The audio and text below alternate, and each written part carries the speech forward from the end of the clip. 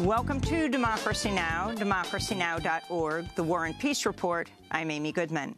President Trump fired FBI Director James Comey Tuesday, only weeks after Comey confirmed the FBI is investigating whether Trump's campaign collaborated with Russia to sway the 2016 election. I have been authorized by the Department of Justice to confirm that the FBI, as part of our counterintelligence mission, is investigating the Russian government's efforts to interfere in the 2016 presidential election. And that includes investigating the nature of any links between individuals associated with the Trump campaign and the Russian government, and whether there was any coordination between the campaign and Russia's efforts. That was James Comey testifying to the House Intelligence Committee hearing in March. He was 4 years into a 10-year term when Trump fired him on Tuesday.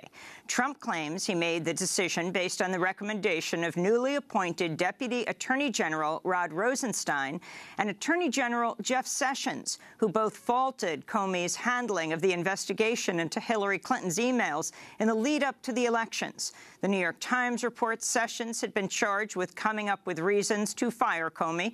In recent months, the FBI director had come under widespread criticism from many Democrats for notifying lawmakers just before the election that the FBI was once again investigating whether Clinton had sent classified information from her private email server while she was Secretary of State. Just last week, Clinton said Comey's actions factored into her loss. Still on Tuesday, dozens of Democrats spoke out against Comey's firing, saying they did not believe it was over his handling of the investigation into Clinton's emails. This is Virginia's Democratic Senator Mark Warner. It's outrageous. I mean, I thought I could no longer be surprised by this administration. We'll cancel that out. I'm shocked by what the president did. I'm shocked as well by the idea that the Deputy Attorney General put his name to a letter that doesn't pass any smell test, somehow blaming Comey for his actions during the Clinton investigation as the reason for firing. That doesn't pass any smell test. Many Senate Democrats are now calling for a special prosecutor to investigate the Trump administration. On Tuesday, White House Press Secretary Sean Spicer defended Trump's move to fire Comey. I also find it interesting that the same individuals who are out there making these statements on the other side of the aisle are the same people, including the minority leader, who said very clearly just a few months ago, I have lost confidence in the attorney and in the FBI director. So the same people from Nancy Pelosi to Chuck Schumer and Adam Schiff over and over again questioned his ability to effectively lead the FBI. And it seems a bit ironic that they are now sort of questioning the president's decision to side with something that they clearly articulated a few months back. This morning, President Trump tweeted, Comey lost the confidence of almost everyone in Washington, Republican and Democrat alike. When things calm down, they'll be thanking me, he said. Comey's firing came on the same day CNN reported federal prosecutors have issued grand jury subpoenas to associates of Trump's former national security advisor, General Mike Flynn, as part of the ongoing probe of alleged Russian meddling in last year's election. We'll have more on Trump's decision to fire FBI Director James Comey after headlines with Pulitzer Prize-winning journalist Glenn Greenwald. President Trump is meeting with Russian Foreign Minister Sergei Lavrov at the White House today. Among the topics of conversation will be the ongoing conflict in Syria. On Tuesday, White House Press Secretary Sean Spicer spoke about Trump's arming of the Kurdish People's Protection Units, known as the YPG, which are part of the U.S.-backed Syrian Democratic Forces fighting ISIS. Yesterday, the president authorized the Department of Defense to equip Kurdish elements of the Syrian Democratic Forces as necessary to ensure a clear victory over ISIS in Raqqa, Syria. The SDF, partnered with enabling support from U.S. and coalition forces, are the only force on the ground that successfully seize Raqqa in the near future. The U.S. also backed the YPG under President Obama. After meeting with President Trump, Russian Foreign Minister Sergei Lavrov will head to the Arctic, where he'll also meet with Secretary of State Rex Tillerson. The Department of Energy has declared a state of emergency at the Hanford nuclear site in Washington state after a tunnel storing contaminated radioactive materials collapsed, forcing hundreds of workers to take cover to avoid potential exposure. Hanford's the nation's most polluted nuclear weapons production site. The site's been leaking radioactive waste on and off for years. The Energy Department claims no radioactive contamination has been reported so far from Tuesday's tunnel collapse. But Edwin Lyman from the Union of Concerned Scientists said, quote, collapse of the earth covering the tunnels could lead to a considerable radiological release, unquote. We'll be reporting from Washington State tomorrow on Democracy Now! In South Korea, voters elected human rights lawyer Moon Jae-in to be the next president. Moon Jae-in has pledged to challenge the THAAD missile defense system the U.S. recently installed in South Korea and to open talks with North Korea.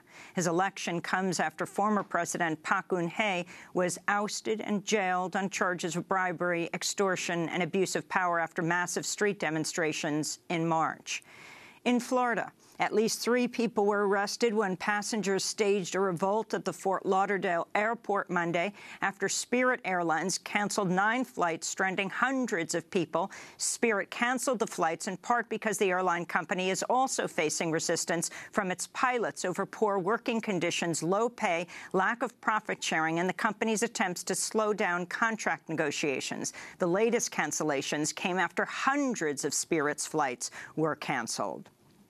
In New York City, hundreds of people protested House Speaker Paul Ryan's visit to a Harlem charter school Tuesday. The protesters were demonstrating against Congressman Ryan's health care plan, which would strip health care from millions of Americans, and his backing of charter school companies such as Success Academy, which operates the Harlem School and 33 other schools across New York City. This is one of the protesters, community activist Dr. Wilhelmina Perry. I'm Dr. Wilhelmina Perry, and I'm a community activist, and I represent LGBT faith leaders of African descent. I'm here because I object to the policies that are regressive of this administration, and I believe that Ryan and DeVos ought not to be able to come to Harlem and find that we are accepting, we are protesting against their being here. The Council on American Islamic Relations says Islamophobic attacks surged by 57% in 2016. The attacks include mosques being set on fire, Muslim women being assaulted on the street and having their headscarves ripped off of them, and Muslims being illegally targeted for interrogation by the FBI and other state agencies. CARE says the rise in hate crimes against Muslims in the U.S. was fueled in part by President Trump's campaign rhetoric and his appointment of Islamophobes to top cabinet and White House positions. A new report has called into question whether President Trump would have actually won Wisconsin during the 2016 presidential election without the state's strict voter ID law. The study published by the progressive advocacy group Priorities USA says the law suppressed the votes of more than 200,000 residents, the majority of whom were African-American and Democratic-leaning. President Trump won only 22,748 more votes than Hillary Clinton in Wisconsin. In economic news, a new report by the AFL-CIO says CEOs of the biggest U.S. companies are paying themselves on average 347 times more than the average U.S. worker earns in a year. The CEOs paid themselves an average of $13.1 million in 2016. In Ohio, the Environmental Protection Agency has fined Energy Transfer Partners, the company behind the Dakota Access Pipeline, $400,000 for spilling millions of gallons of drilling chemicals and fluids onto the land amidst construction of another pipeline, the $4.2 billion gas rover pipeline, which is slated to stretch from Appalachia to Ontario, Canada. There have been at least 18 spills, including one of up to 5 million gallons of fluids that's contaminated a previously pristine wetland. Ohio EPA Director Craig Butler said this spill will, quote, kill just about everything in that wetland, unquote. Officials are currently trying to clean up the chemicals with a vacuum and by hand. This comes as Bloomberg News reports oil is slated to begin flowing through the Dakota Access Pipeline on May 14th.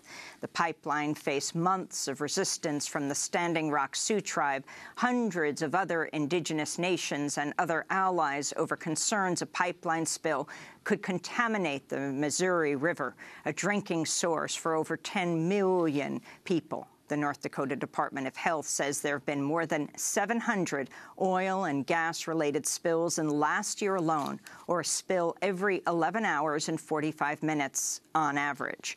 Meanwhile, in Seattle, Washington, 26 activists were arrested Monday as they temporarily shut down 14 different J.P. Morgan Chase branches across the city to demand the bank refuse to do business with TransCanada, the company behind the Keystone XL pipeline, which President Trump has promised to revive. Imprisoned Army whistleblower Chelsea Manning will be freed next week.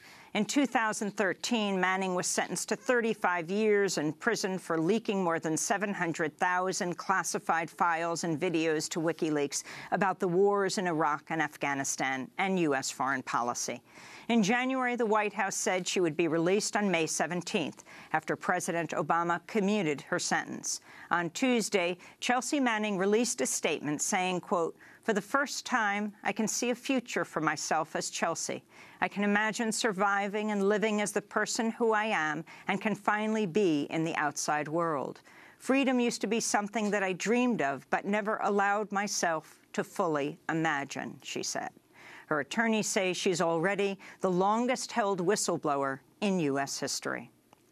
In New Jersey, undocumented activist and student Karameh Andujar walked out of an ICE check-in on Tuesday and celebrated with more than 100 supporters who gathered outside the immigration office to protest her possible deportation.